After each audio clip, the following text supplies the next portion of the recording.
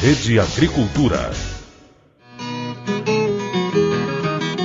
Como reduzir os custos com adubos e fertilizantes e ainda garantir boa produtividade do solo?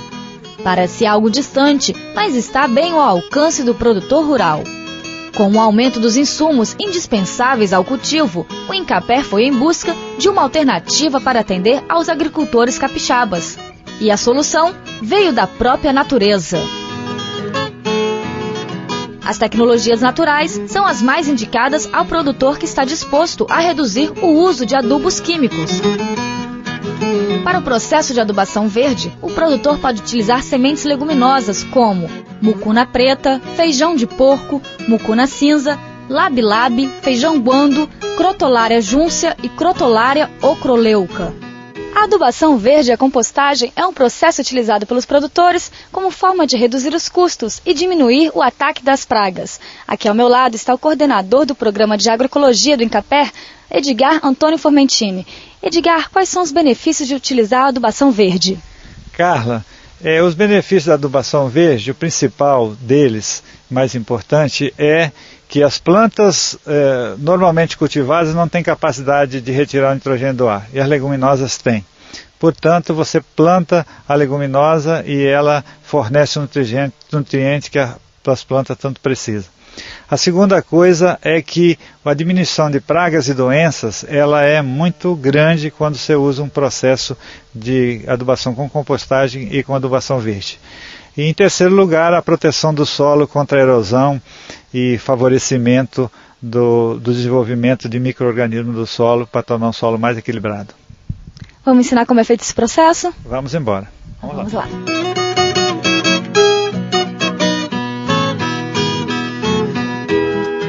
Podemos plantar as leguminosas no meio das culturas já instaladas. No caso do milho aqui, poderíamos plantar a mucuna preta ou mucuna cinza nesse estágio, talvez um pouquinho menor desse estágio dessa lavoura de milho, que a leguminosa nasce e fica estagnada até o milho amadurecer. No momento que o milho amadurecer, a leguminosa se desenvolve assim com uma rapidez muito grande e aí a gente economiza bastante tempo de manter a leguminosa no solo. Esse tempo que ela fica junto com o milho, ela ficaria também fora do milho. Então a gente reduz pela metade manter a terra parada cultivando a leguminosa. Bom, a gente quando planta a leguminosa, duas etapas que a gente tem distintas, uma para produzir semente e outra para a gente produzir adubo para a cultura seguinte. Então no caso que a gente queira produzir mais adubos para a cultura que vem em sucessão à leguminosa, não se deve deixar a leguminosa produzir semente. No caso aqui específico, a gente é uma área onde a gente deixou a leguminosa produzir semente para que a gente possa ter semente para o plantio do próximo ano. Diminui bastante a quantidade de nitrogênio porque a semente é muito rica em nitrogênio e ela leva embora.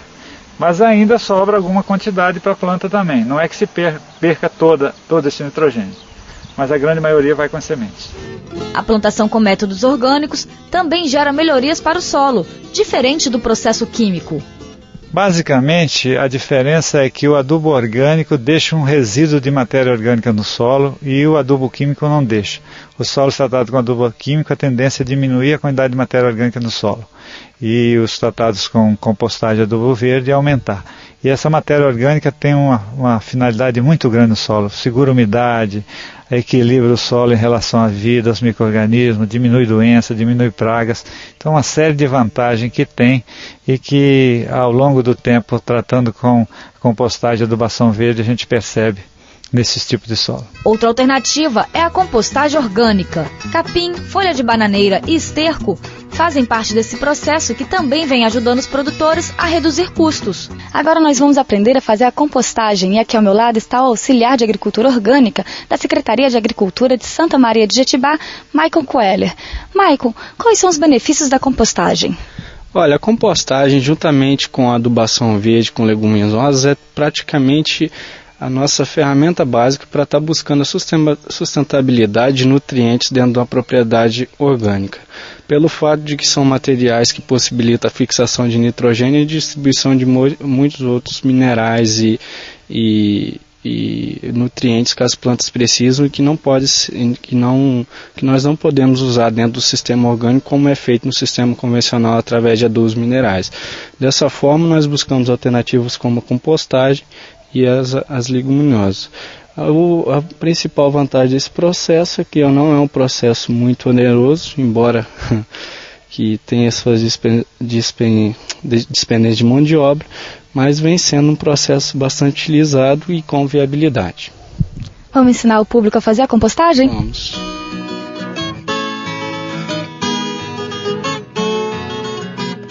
Aqui hoje nós vamos falar um pouco sobre um método alternativo da adubação por compostagem, que consiste no material não ser triturado e ser colocado em camadas e com auxílio de inoculante. Esse material não é cortado, ele é colocado em pilhas onde o pé é colocado alternado e colocado em fileira. O auxílio do esterco vem para auxiliar na questão de decomposição, na ativação biológica. Esse material é empilhado em torno de 3 a 4 pilhas da mesma forma como é colocado palhado esterco, e fica uns 60 dias. Lembrando também que deve ser molhado o material ali. Após os 60 dias, esse material vai sendo decomposto e acontece um reveramento com o auxílio de uma enxada rotativa acoplada ao microtrator. O material resultante é esse daqui.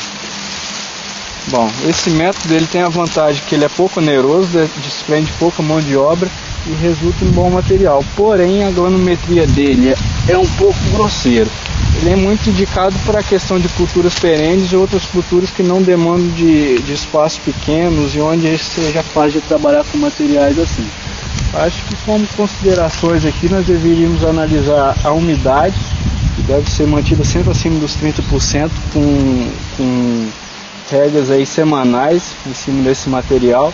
E também aí a vantagem de você estar podendo aproveitar qualquer tipo de material vegetal que você tiver na propriedade, que você vai estar enriquecendo o seu material. Bananeira e qualquer tipo de material. Outra alternativa que vem sendo frequentemente usada é a adição de fosfato natural e de cinzas, para estar melhorando a parte química do composto, na parte de nutrientes aí até que nitrogênio nem tanto, mas fósforo e potássio, para estar obtendo um material final melhor.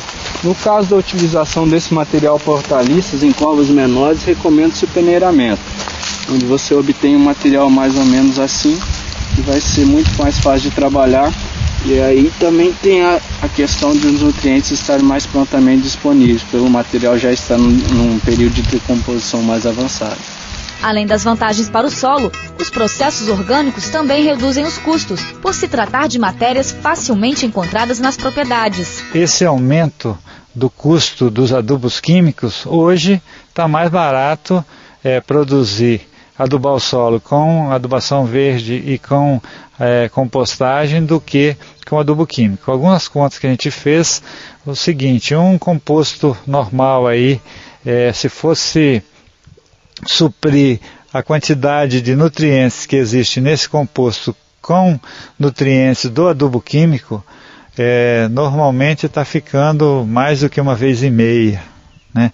E em relação ao adubo verde, os custos que eu tenho feito, para 1 hectare de feijão de porco eu gasto em torno de R$700 a R$900 para cultivar. Se eu quiser colocar a quantidade de nitrogênio que esse feijão de porco fixa no solo com ureia, me custa mais de R$1.100. E a mucuna, a diferença é um pouco maior ainda do que isso.